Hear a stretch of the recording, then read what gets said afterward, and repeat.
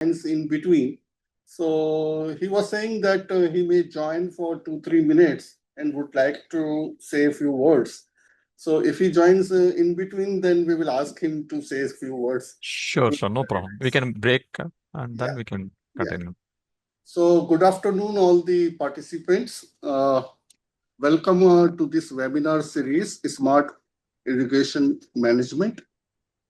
ICID started this series in November last year, and we received a very good response on this webinar series. So we thought that let's continue with this series and have different topics, different fields related to this smart irrigation management for the benefit of all users and stakeholders.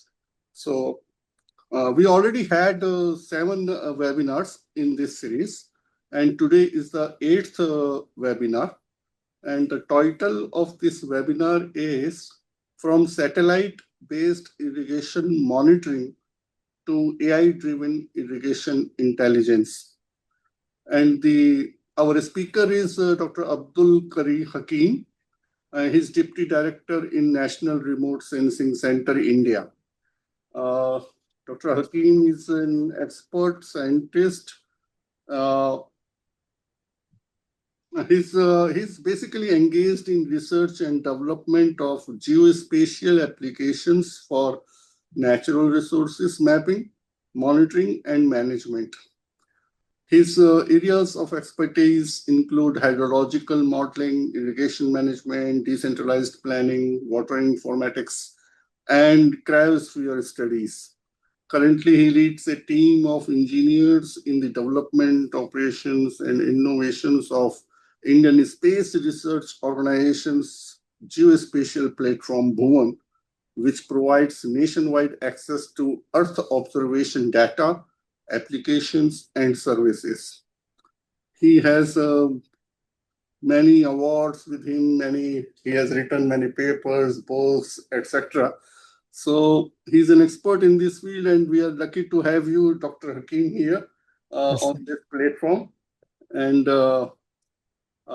just to the participants, if you have any question, you can write your name and question on the question answer box or chat box. After the presentation, Dr. Hakeem will try to answer all of them. If all the questions are not possible to be answered by Dr. Hakeem, then he may contact you through email also. So you can write your email also if you want. And Dr. Hakeem, at the end of presentation, please provide your email also so that participants may contact you if they have any question. Yes. So let's start the webinar. Dr. Hakeem, welcome. The floor is yours. So thank you, sir. Thank you for the opportunity. Thank you, ICID and Shri Rishi Srivastava, who has contacted me and connected to ICID. Yeah. And I'm very thankful for the platform you have provided for someone from ISRO to share our knowledge and expertise with the wider audience across the globe. I would like to share my screen.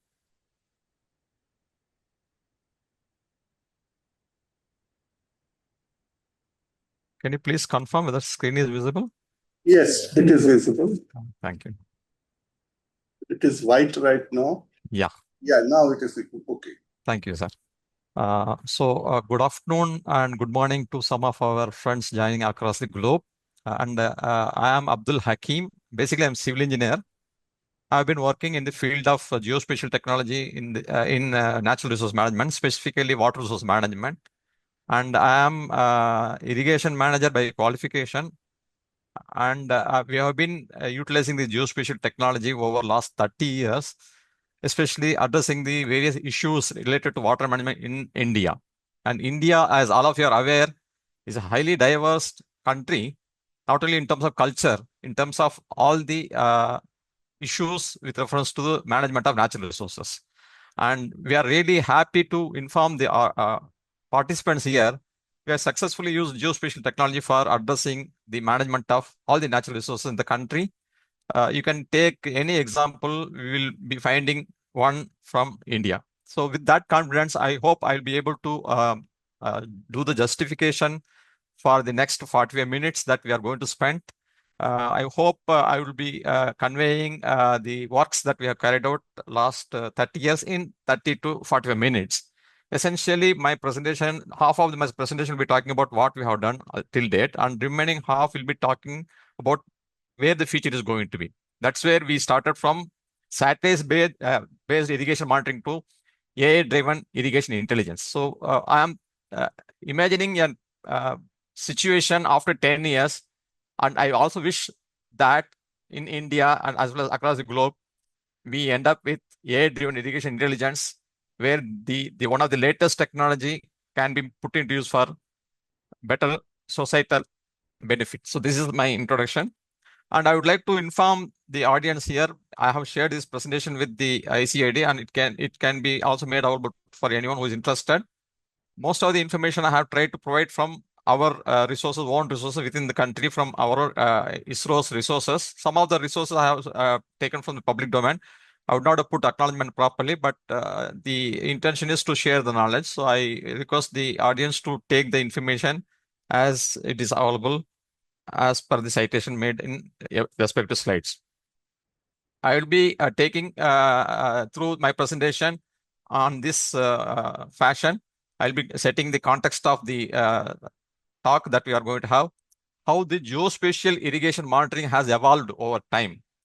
And some of the case studies I would like to present from our own experience on operational applications. When we say operational application, it is something like applied science. Last 30 years, we have learned by applying the geospatial technology for addressing the various issues in irrigation management. Having this experience, and since we have the kind of issues that we addressed, how the AI-driven irrigation intelligence can help irrigation management in the country in near future. That's what I'm going to give some of my thoughts. And while doing so, what are the challenges, opportunities that we can expect while implementing or adopting this technology, like advanced technology like AI and ML.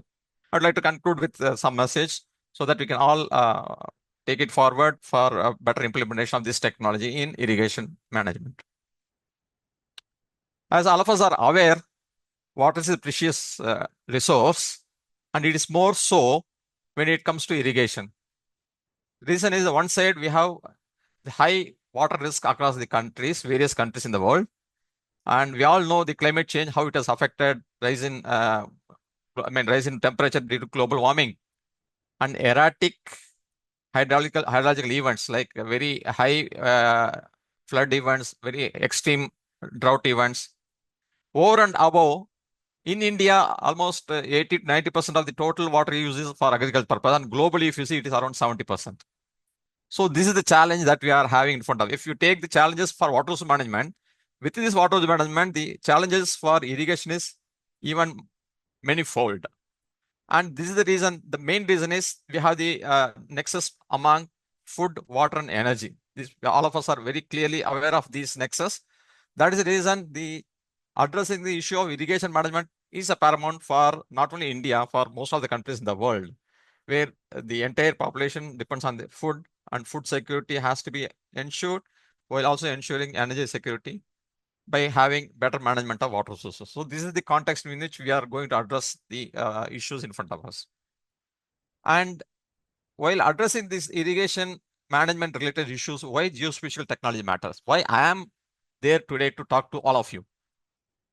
During the last 30 years, the geospatial technology, especially remote sensing technology, has enabled data-driven and intelligent irrigation management.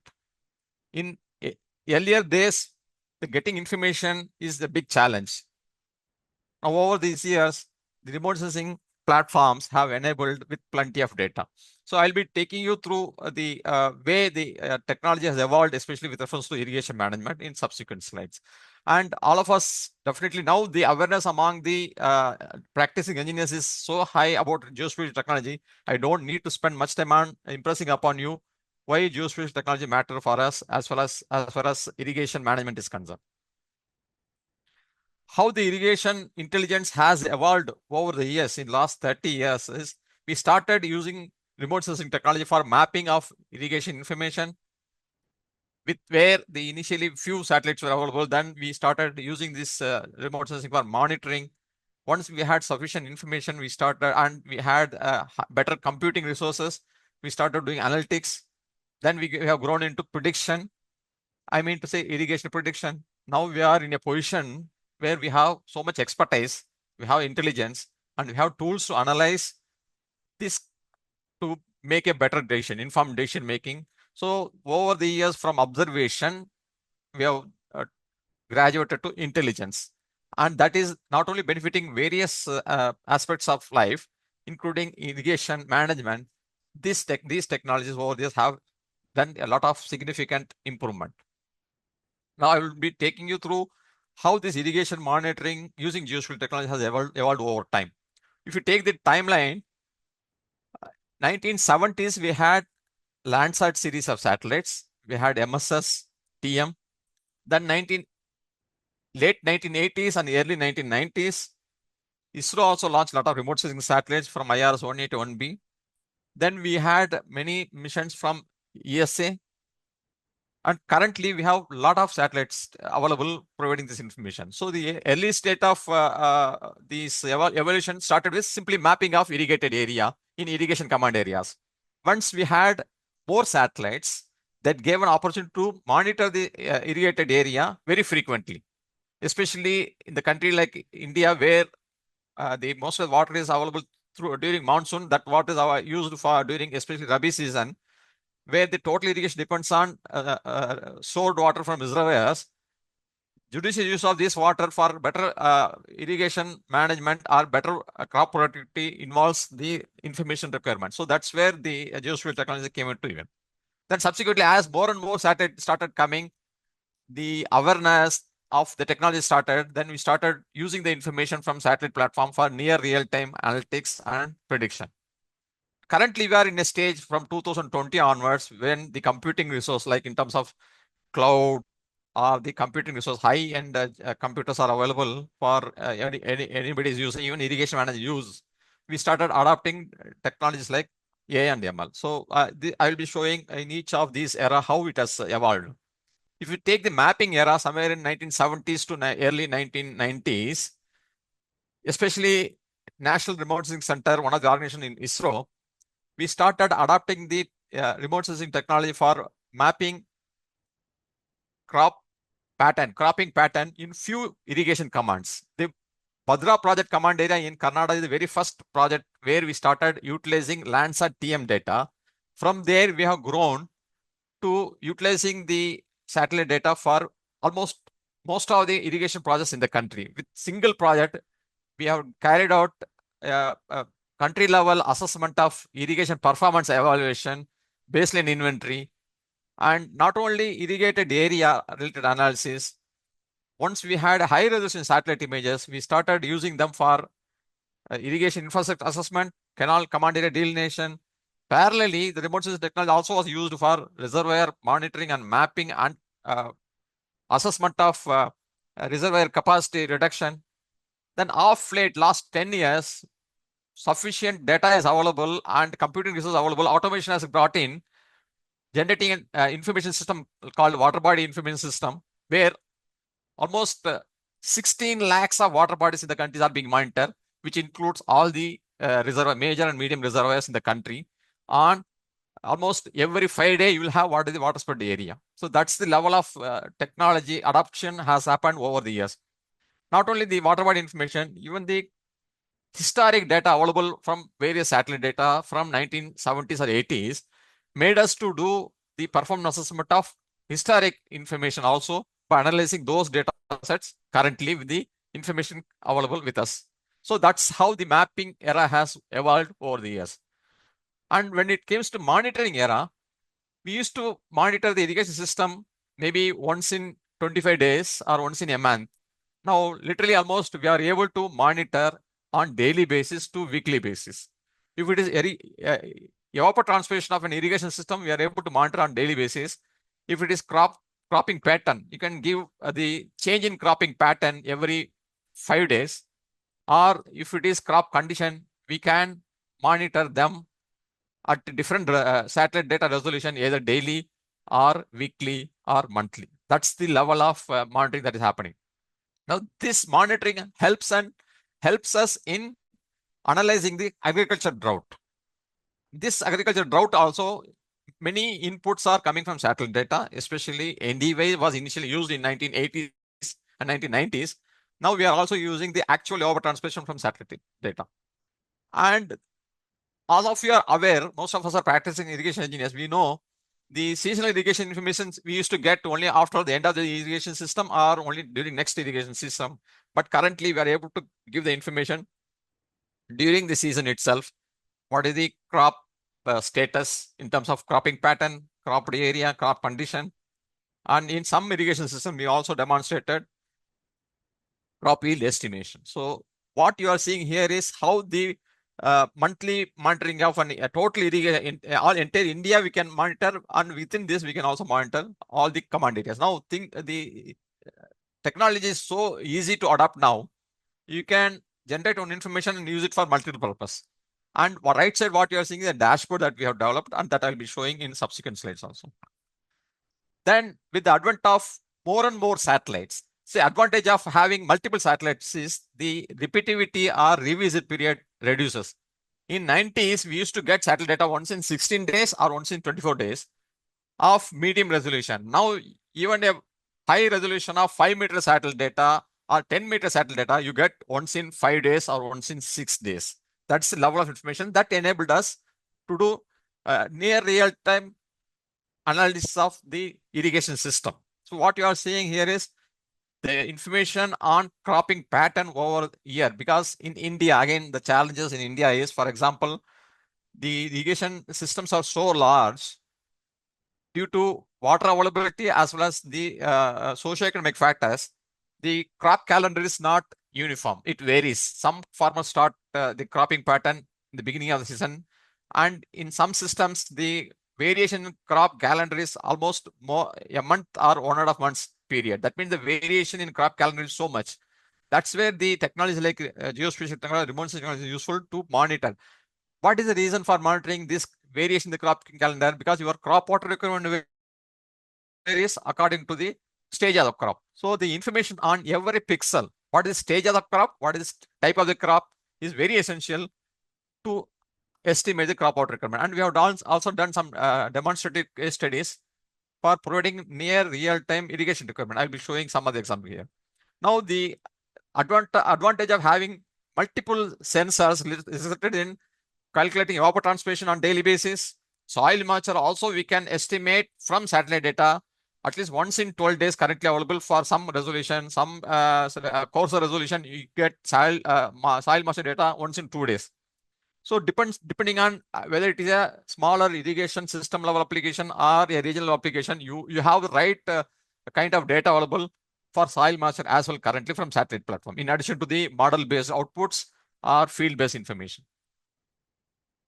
Now, from data acquisition, data processing, and analytics of all the real-time data using AML integration, the system currently in India or across the globe, the irrigation management is evolving from data to decisions using advanced technology like AML. And that's where we are going towards irrigation intelligence. Simple data to we are growing into intelligence to make the irrigation management even more efficient. So that's the way the technology is growing now. I will be showing some examples now currently on all these aspects, mapping some examples on monitoring experts, near real-time examples. As I was telling, no, from data to intelligence, and during the same period, not only the technology has evolved, the computing resource evolved, the data output also evolved. 30 years back, if you get the information about cropping pattern for an irrigation system before end of the crop season, that itself is a big information for the irrigation manager. I remember in 1995, the Bhadra project commanding authorities were waiting for the report from NRSC to know what is the total crop area in their irrigation system, which is, so now the information is available in near real time on their desktop. That's how the system has evolved. So generally, if you take an irrigation system, reservoir is one component, the command area is another component. In between these two, the canal network. So in every aspect of total irrigation system, I'll be showing some examples of how the remote sensing technology has been utilized over time. The information that currently you are seeing on the monitor is utilization of very high resolution satellite data for monitoring irrigation infrastructure in the country. This is one of the successful example of utilizing satellite data for monitoring a huge amount of irrigation infrastructure created by India under accelerated irrigation benefit program. The amount of money invested by government of India is huge. Traditional monitoring had a lot of gaps, lacunae. The remote sensing technologies helped them to better monitor these irrigation potential creation. Just right side of this image, if you see, within a kilometer length of canal is at different stages of construction. Some portion is constructed, some portion is under construction. There are gaps. The gaps are due to legal issues or land acquisition issues. And it is only small area. Whereas in India, many large irrigation systems, when such things happen, each 10 kilometers is managed by one irrigation engineer. The one situation of one irrigation engineer's jurisdiction is not known to the another irrigation engineer's jurisdiction. That's where the remote sensing, due to its synoptic coverage, very frequent visit of the same area again and again, helped them to understand in total as a system level, which are the areas where are some bottlenecks. Like, whatever you are seeing right side, a small gap of 100 meters in canal construction, which is known to that irrigation engineer, whereas the irrigation engineer downstream of him, which is another 100 kilometers, he would have constructed canal. Because this 100 meters canal is not constructed, he is not able to get water downstream where already irrigation infrastructure in place.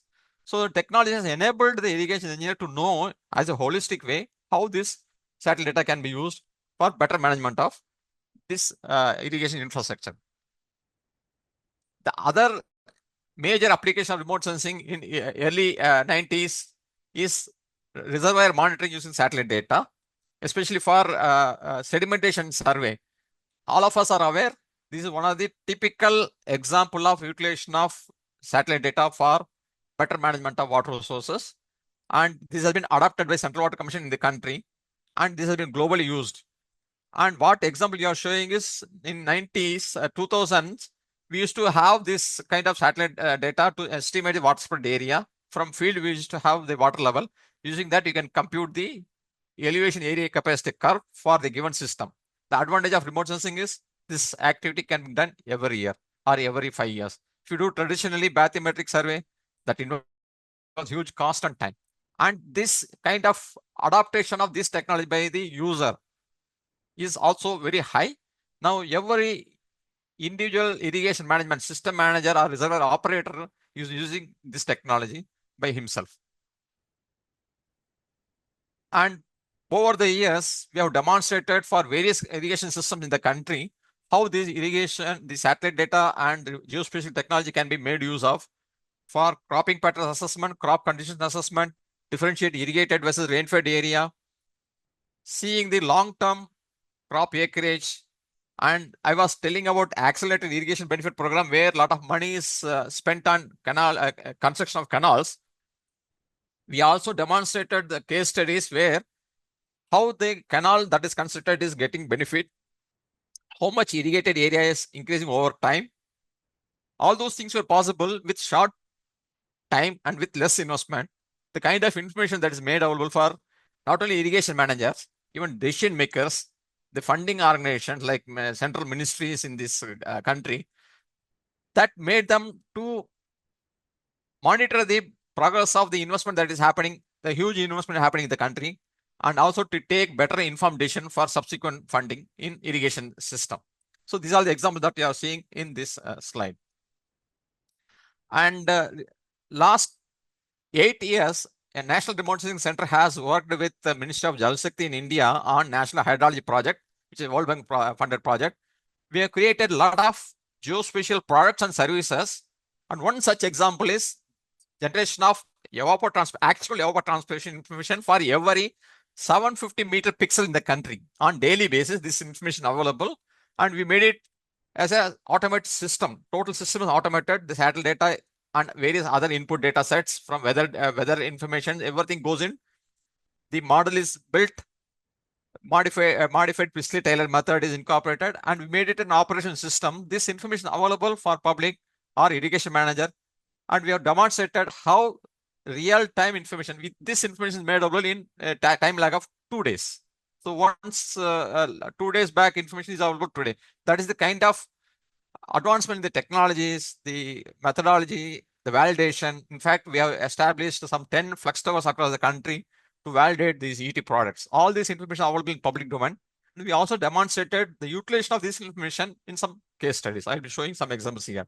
So what I'm trying to tell is, from mapping simple cropping pattern, we have evolved today to provide near real-time information that is very useful for better management of irrigation systems in the country. This is one example what I am trying to show here. This is from the previous slide. I have captured a portion of irrigation system. This is Hirakud irrigation system in the state of Odisha in India, where you can see time series evapotranspiration on daily basis. This will give actual evapotranspiration. This information can also be used to understand the moisture adequacy, which in turn is going to affect our crop yield. So one basic information can be used for multiple purpose, not only monitor where the ET is available, where how much is used, where the requirement is there. Then if it is not available, how to compensate the crop stress or soil moisture stress. For all those information, the basic information, the actual evapotranspiration, which is now made available in near real time. So that's the advancement of the technology over these 30 years. Another information which is very critical in irrigation, as all of us are aware, is the soil moisture status. And NRSC has demonstrated use of both geospatial technology, hydraulic modeling. We made available, again, water balance components using satellite-based inputs, other real-time weather inputs from across the country. In India, we have a lot of automatic weather stations. The data from them also is integrated in such a system where on daily basis, for a grid size of 5.5 kilometer by 5.5 kilometer, we made available the information on daily basis on soil moisture at 3 root zone depths, top and medium and bottom root zone depth. And also we have had derived many indexes like soil moisture availability index, which gives the overall picture at the country level where the soil moisture stress is there, where it is no stress. And this information, again, as I was telling, like evapotranspiration, actually evapotranspiration, we have a wide range of applications. This information also is going to help the irrigation manager and also used in agriculture drought or to understand the overall water balance in a system. When you want to talk about irrigation system or a catchment area or basin level, these kind of informations are available currently in near real time in public domain. These are all made available in public domain in National Hydrology Project website of Bhuvan. And NRSC also has over these years have done technology transfer and capacity building of various institutions in the country, especially agriculture drought. In 90s, NRSC used to do, we used to provide monthly bulletin, and ISRO also used to do crop acreage and production estimation. These two technologies have been transferred to Mahalonda-based National Crop Forecasting Center in the country. And last 20 years or 15 years, they are doing these management of agricultural drought, monitoring of agricultural drought on their own using the satellite-based inputs. One such example, what I'm showing here is sourced from their website. This is the current status of the NDA condition across the country. What is the root zone soil anomaly using satellite-based inputs as well as field-based inputs. They have integrated and they made available in their system. I'm trying to impress upon the audience here how latest the information is available, how near real-time the information is available, and the information available across the country. It's not only irrigation system, because some of the irrigation system which are in downstream of the basin will have effect due to the upper riparian utilization. So irrigation manager should have information about the upper riparian irrigation systems so that he can do better management of his irrigation system. So in a country like India, where the water is a state subject, it is controlled by each state. this kind of information is more useful if the systems are distributed across the states, even though hydrologically they are in one basin, but administratively in different basins. So such kind of information has enabled the irrigation manager more freedom, better informed decision making in managing their irrigation system. And this is another example from ICR Institute where they have used the information that generated over time using satellite data to work out water productivity for the country at country level. One such example it is there. And there are studies on net primary productivity are exclusively based on satellite data. When it comes to crop water productivity, we need the water utilized from the ground. That's where the irrigation managers are enabled with the productivity information from satellite data. They will have the water utilization information. They can always calculate spatial water productivity of their system from at main system level to distributor or minor level. So that's where the technology is helping.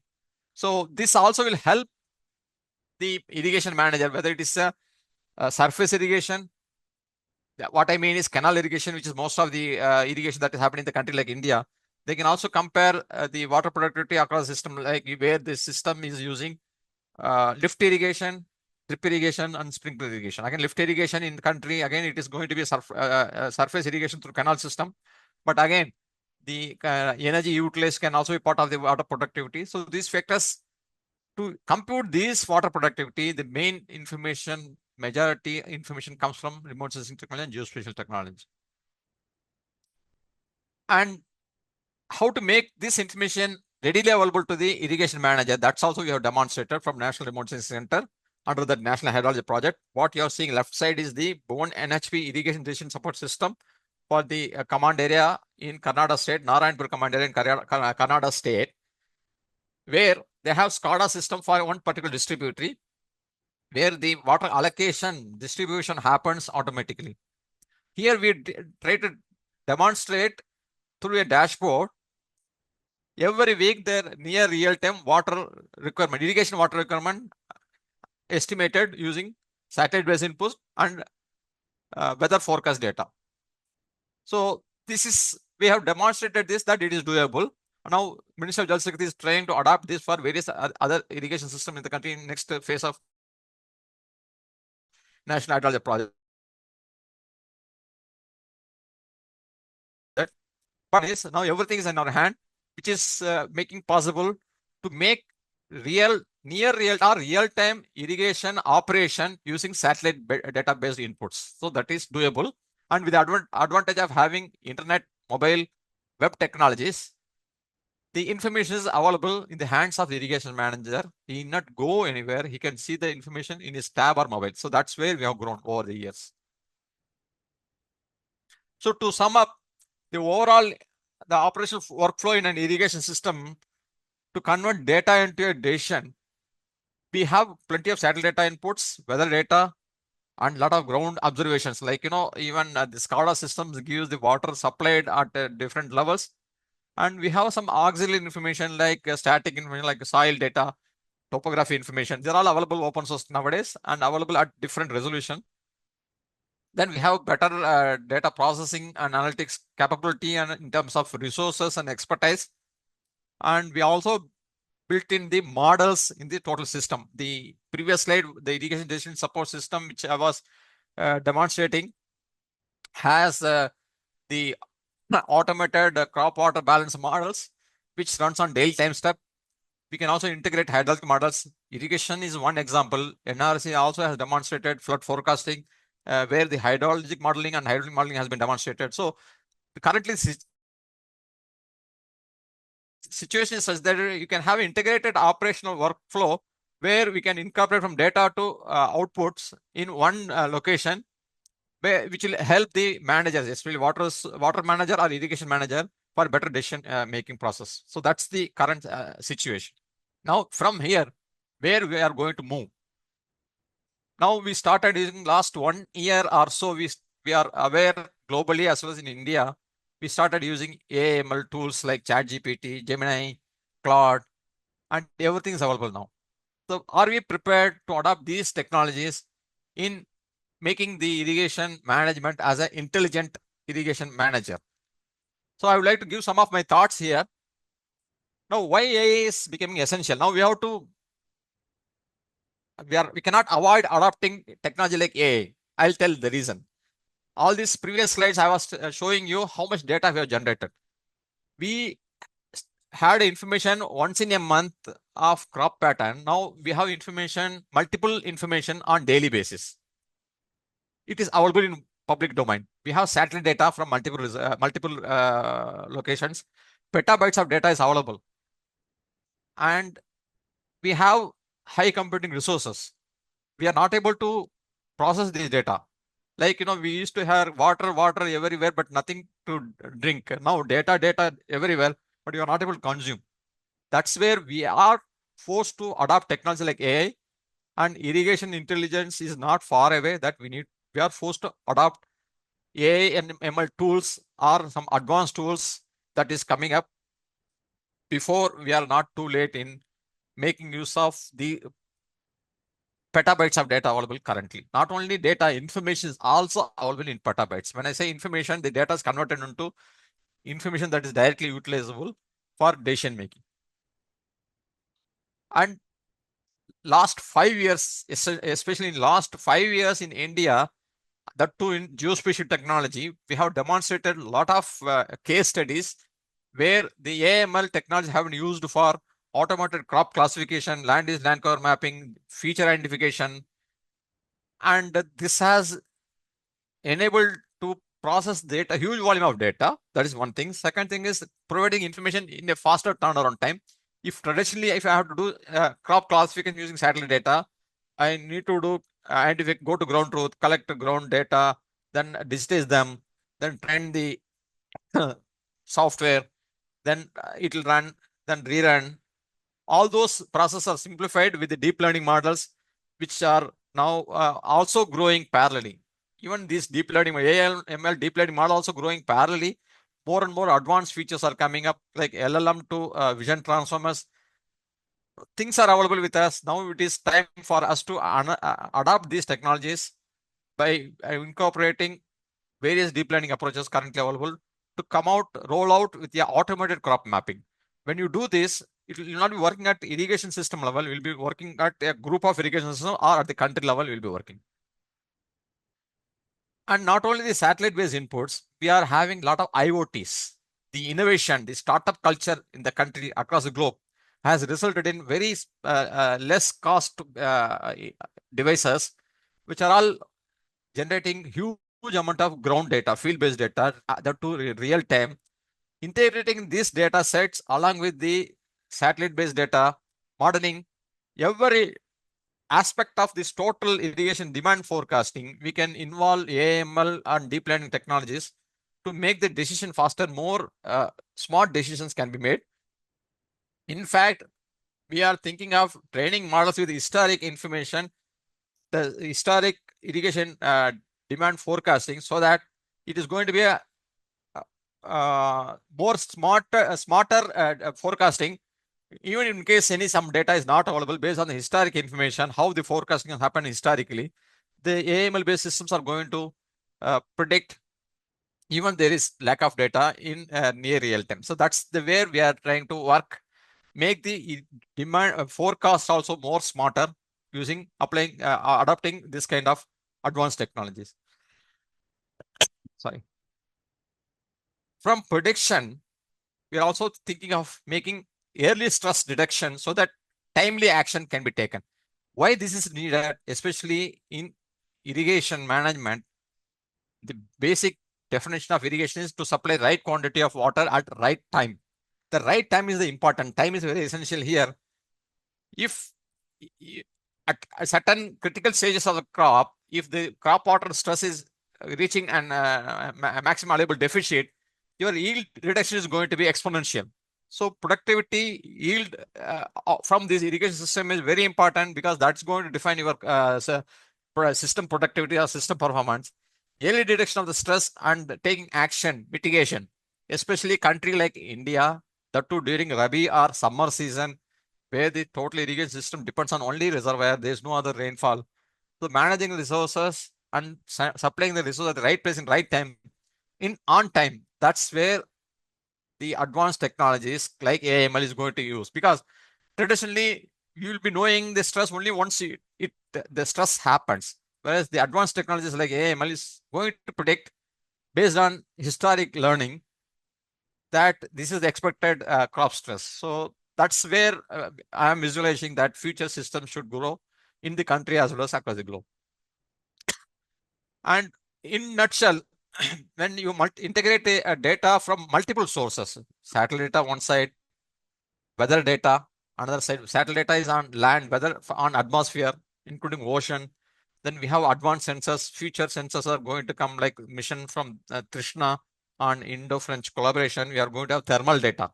That's very important input for evapotranspiration. IoT, we are going to have plenty of data and forecast data. From global forecast to regional forecast that is available in a country like India. The information available from short-term to long-term forecast also is going to be available. We can have a seasonal forecast for irrigation system. So these are all information available. So issue in front of us is not lack of information, huge information, plenty of information, how to handle. And we have public clouds for processing data. You need not invest, the irrigation manager need not invest a system. These are available. Both government clouds are available, private clouds are available, they are affordable. And there are many tools available, readily available tools are available, open source tools are available for you to adopt. Only thing is we need slight orientation on how to adopt these technologies. Then you can create and convert the data to AI-driven irrigation intelligence. That's where we are growing in. Maybe I'm seeing in next to 5-10 years, the irrigation system is going to be more intelligent than currently what is happening here. So if you take the irrigation system, currently for urban applications, we are all talking about digital twins, but it's not very far away. From basin level to irrigation system, also we can have a digital twin where the entire irrigation system, its upstream and downstream dependence, everything can be put as a digital information. Any change that happens can be simulated, or we can have the luxury of creating scenarios. If this happens, what will happen? Like, for example, if I want to divert water from instead of one branch canal to another branch canal, what is the effect it is going to happen? In case there is going to be a rain, some extreme rain, what will be effect? To play with different scenarios that is going to happen next 1 or 2 months, the kind of digital twins that we need to have is going to help us. So that's where we need to grow. So for this, the current technologies, computing resources, the information is available, technology expert is available. Only thing, we have to build the systems with the relevant data, and we are there ready to handle any scenario, especially in the climate change scenario. The extreme events are going to happen, and definitely they are going to affect even irrigation systems in the country or across the globe.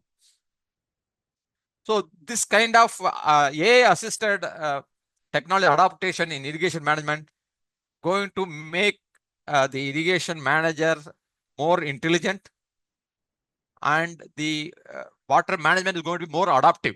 It's not that you are going to take decision after something has happened. You are going to have plan A, plan B, plan C, and you're not going to do yourself. Things are going to be in automated way. Sorry. If we define set of rules to the system or digital twin, system is going to take care. Like now the rocket launch where it is in autonomous mode, we are foreseeing the total irrigation system in an autonomous way. It's going to be learning on its own and trying to give an solution automatically depending on what is happening in the field. It could be due to a natural phenomena or socioeconomic factor, or anything human intervention. Whatever changes that's going to happen in the field can be reflected if you have a AI-based system, irrigation intelligence system.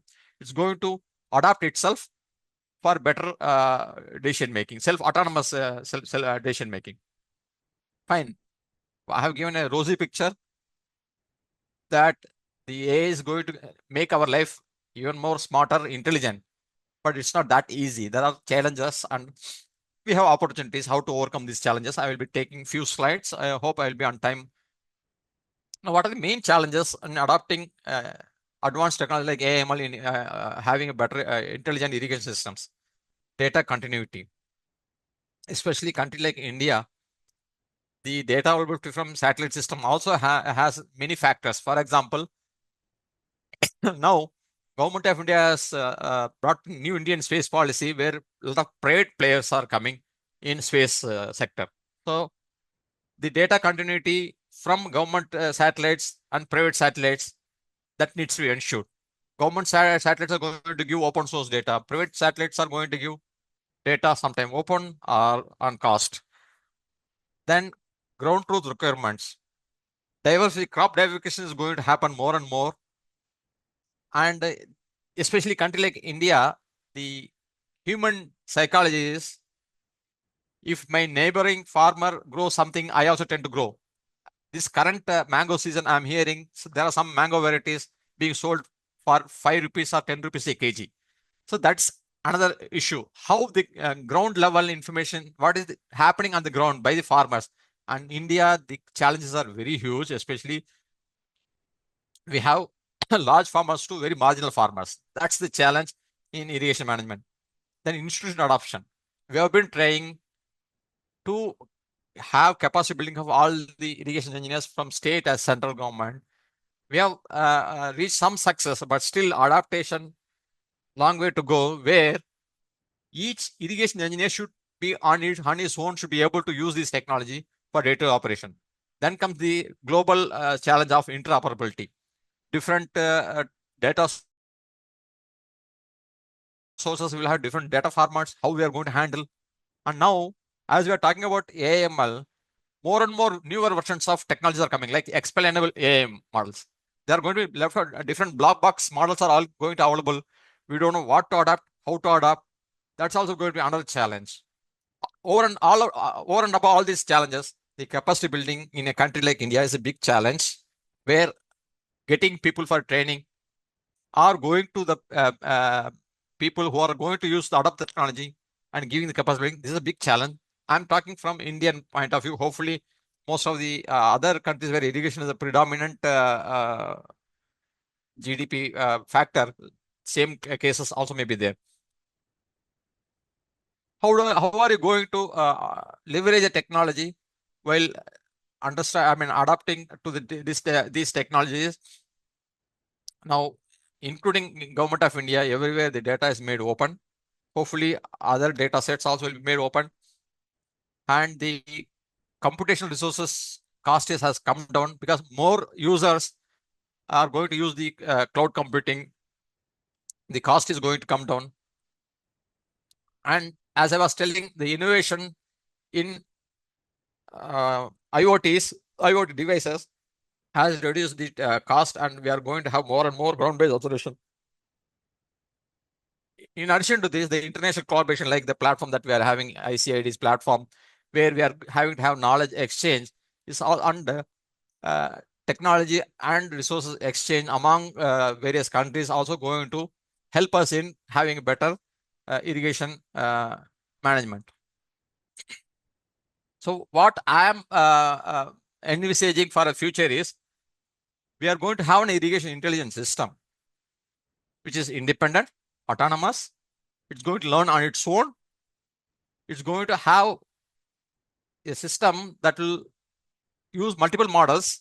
Like if it is crop water requirement, you will have multiple methodologies available. The system is going to be so robust, depending on the type of information available, it's going to run the model, and it is going to also automatically do the assimilation of or integrating the output from multiple models and providing a better prediction, then optimization of the results, and adapt based on the optimized results. It's going to be self-learning adaptive system for autonomous decision making. That's what the future irrigation intelligence system is expected to go. I would like to conclude in another few slides just to sum up what I have been talking. So the Earth observation last 30 to 40 years, it has transformed the irrigation monitoring or management in the country like India, from simple crop mapping to real-time decision support system. And we have demonstrated these things in few irrigation systems in the country. And we are also in the process of giving some demonstrative works on how this AI or ML technologies can enable for a more intelligent irrigation system.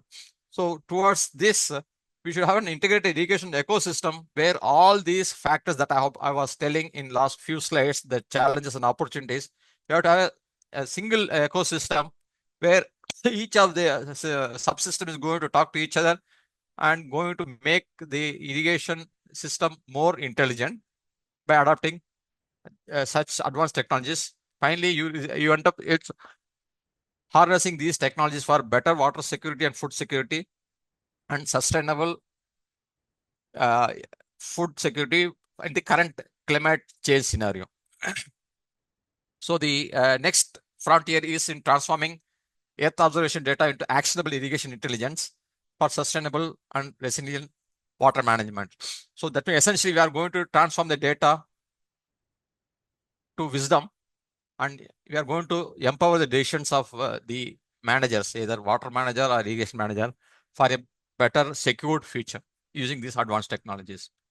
And I would like to thank ICID for providing me this platform for sharing my thoughts and the works that we have carried out last 30 years. As ICID team was telling, I am available for today for answering some of your queries, or you can note down which is my email address, abdulhakim_k@nrsc.gov.in. And I'm available for any queries today or in future. I once again thank the ICID for giving me this opportunity. Thank you all. And I'll be sharing this presentation with ICID team, and this is also available for anybody. If we can message me, I can share. And I also listed some of the sources from where I have taken these materials. Thank you. Over to you, sir. Yeah. Thank you, Dr. Hakeem. It was a very comprehensive presentation, starting from our crop mapping to intelligent decision making. Right now, we are switching over to that based on the various data which we are observing. So it was very, very nice presentation. So if you can see some questions on question answer box or chat box, please try to answer. Yeah. I'm sorry, it was mentioned during my talk that is it possible to talk a little slower? Okay, by nature, I used to talk fast. Maybe I don't know whether any recording is there, YouTube recording Yes, will be there. we will be uploading the recording and So presentation on ICID website. yeah, so I'm sorry that by nature I'm fast, and I was also keeping an eye on the time. So I want to try. I'm trying to put 30 years of experience in 45 minutes is a big challenge. That's why I was going a little faster. I'm sorry for that. And there's another question: which satellite is used for reference evapotranspiration? Actually, we have not used satellite data for reference evapotranspiration. Essentially, the reference evapotranspiration is based on our FAO method 24 using weather information. The slides which are showing is actual evapotranspiration, where two major information has come from satellite data. One is normalized difference vegetation index. Another is land surface temperature. Those are two main parameters where the modified Priestley-Taylor method has used this information in addition to weather data for estimating the actual evapotranspiration. And I was referring to National Hydrology Project Bhuvan portal. You can go to Google, search for Bhuvan NHP, where you will have this evapotranspiration information, and also you have put the methodology and the technical document. So and we also have some publications. You can refer to the publications on the methodology that we have adopted. So that will give more information on what are the data that we have used. And another question is, to calculate ETA, did you have the actual crop map for whole India, and in which resolution? So for the actual evapotranspiration calculation that we have demonstrated, it is not on crop basis. It is for all entire country, all the pixels, irrespective of whether it is a crop or any. It is vegetation, something like any vegetation will have evaporation and transpiration. So essentially, our methodology, modified Priestley-Taylor method, is adaptive, where at every pixel using satellite images, we can generate information on actual evapotranspiration. Once you have a crop mask for your crop irrigation system, you can estimate the actual evapotranspiration for a particular crop. That is the advantage. This kind of system we have established, it is a generic system. You can apply your mask and extract information for your area of interest. And same question also is asking for in which resolution. The information which I have shown actual evapotranspiration for the country is generated at 750 meter resolution. And there are other evapotranspiration information available, even better resolution, like Landsat base, which is 100 meter, but they are available at every 16 days. The kind of information that we have generated is available on daily basis. On daily basis at 750 meter resolution. So in remote sensing technology or geospatial technology, there is a trade-off. If you want a higher resolution, you get more, you don't get more frequent. If you have low resolution, you get on more frequent observation. That is a satellite data limitation. Higher the resolution, lesser the revisit period. That is the trade-off. Currently, what AI is India is using in terms of irrigation and on what crop it is. Okay. Whatever I have talked today is all mostly conceptual, but in NRSC, we have been using AI in limited way for crop classification, especially the irrigation system, Narayanpur irrigation, which I have demonstrated. We have utilized random forest techniques or other AML techniques for better crop classification in irrigation system. And we also developed a methodology where without ground truth, the automated crop mapping can be done in this system where this AML techniques have been used. The next question talks about, is there any ground truthing of crops while classifying crops? What is accuracy? That's what I was trying to tell while answering the previous question. We have demonstrated a system where using the historic ground truth information, we have developed a ground truth library kind of thing based on the actual spectral profile of the crop from the satellite data. The crops, the system can classify the satellite image on what kind of crop within the irrigation system, unless otherwise a new crop comes which cannot be delineated. If the cropping pattern in a system is on an average similar cropping pattern, which is the case most of this irrigation system in the country, the ground truth is not collected every year. The historic ground truth is used for analyzing the cropping pattern in near real time. I think now slowly questions are increasing. I will try to answer as much as possible if time is available for me. I have a lot of time with me. How the remote sensing ET was calibrated against eddy coherent centimeters? That very good question. In fact, I was telling little fast while telling about that ET product. During this development of this ET product, we have established 10 flux towers, eddy coherent flux towers across the country with different cropping systems. Those eddy coherent flux towers have been used for validating the ET products. And those information are available in our portal. And we will also be, there is some publication in process. Soon we will also have more details about how we have validated these products. It is a validated product with high confidence level of accuracy. Do you conduct any training course on irrigation applications or remote sensing and AI applications? For the information of the audience participants here, National Remote Sensing Center conducts general training program like use of remote sensing in general remote sensing applications, a week course or 2 weeks course on GS applications. We have another center called Indian Institute of Remote Sensing at Dehradun, where they conduct a lot of customized course or thematic courses. Like, there are PG diploma courses. Within the PG diploma courses, we have different thematic or specialization. Water resource also can be one of the specialization where all these are being taught. Irrigation or application of remote sensing for various aspects of water resource management, including flood forecasting, glacial lakes, snow cover monitoring. All aspects of water resources being covered in Indian Institute of Remote Sensing at Dehradun. Whereas in NRSC, if any department, government department or ministries are interested in having customized training program, you can write to Director National Remote Sensing Center. We can also make available customized training program. How do you handle mismatching scale between ground truth data and again remote sensing data? It is a traditional way how we handle the ground truth data. Earlier days, the ground truth is master. Now we are having so much expertise. Without ground truth also, we will be able to tell what kind of crop grown in irrigation system. One is we'll have the basic detail of the irrigation system from the irrigation managers. And we also used to the crop profile using satellite data. So that can, now we have a lot of spectral libraries. You can easily make out what could be the crop type, but always a limited ground truth will help you in handling that. So there's nothing like mismatch. In fact, the ground truth is used for validating the satellite-based crop maps. Next question is, any equation to calculate KC value, crop coefficient for particular region using FAO46 KC values? I don't have, I don't think anything is there. I mean, I can take this question the other way, whether satellite-based information can be used for estimating crop coefficient. But in fact, in our ET products, indirectly, we are trying to build in the crop coefficient factor in another term in modified precipitational method. But indirectly, we can try to estimate, because these are the crop coefficients from the actual field-based measurements, where we have control experiments and estimate the stress in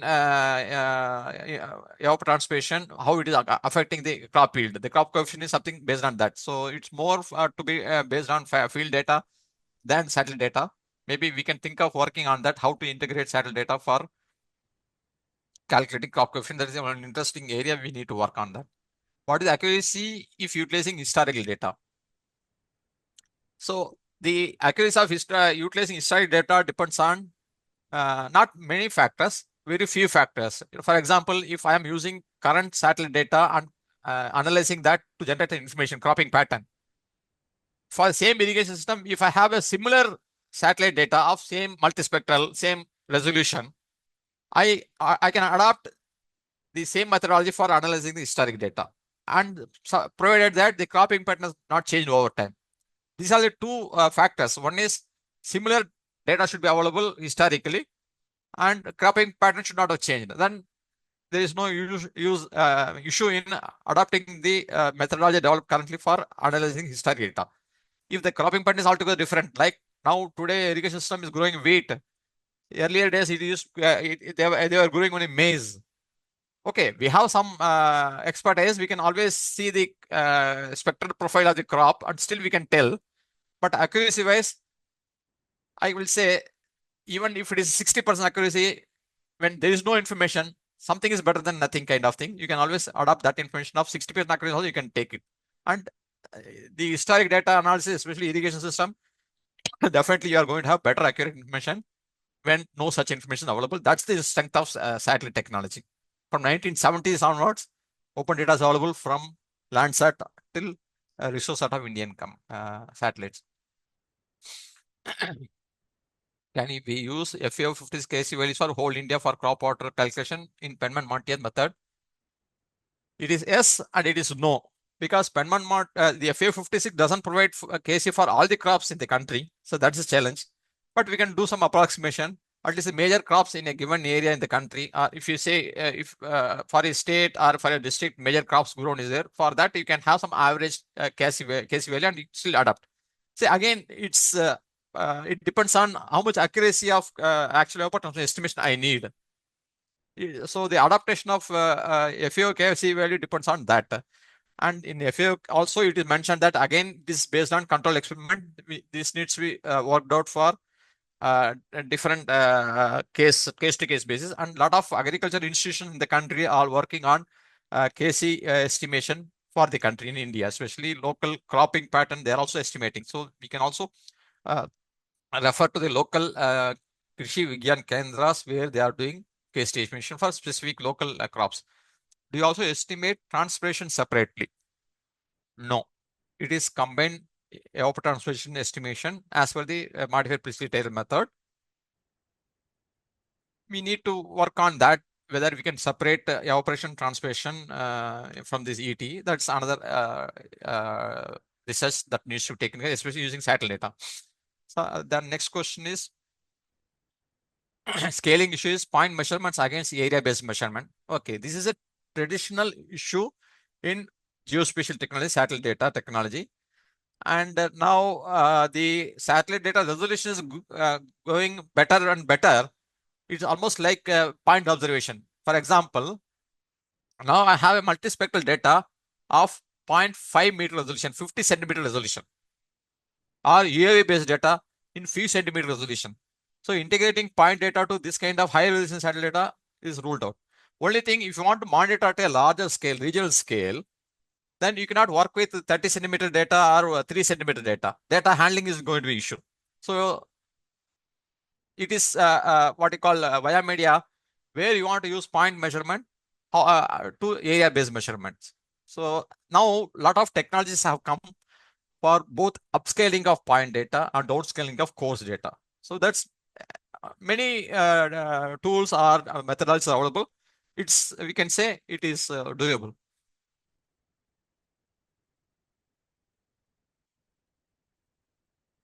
Okay, there is another comment. It's not a question. Literature say KC of FEO 56 is overestimating ET. Possible, possible. It is possible because that case is meant for estimated for a different environment. When it comes to India, most of the technologies fail when it is adopted in India. That is the challenge in India, including KC. So we need to have our own KC estimation. And I hope that's the last question. And I'm also typing my email address in the chat window, so that those who have not taken note of my email address, you can always contact me through my mail, abdulhakim_k@nrc.gov.in. Over to ICID, sir. I have answered all the questions. Dr. Hakeem, I think you have answered very well all of the questions. Thank you. And still, if some questions are there in the mind of participants, they can write directly to Dr. Hakeem. And ICID will be uploading your presentation and complete webinar on ICID website, maybe tomorrow or day after, or Monday, I think. So I thank you all the participants who joined today and for this webinar. We are not announcing the next webinar date today, and we will be announcing very soon. And through our social media and our website, you will come to know our next webinar date. So I thank you now, Dr. Hakeem, for your presentation and for sparing time to give this presentation on the request of ICID.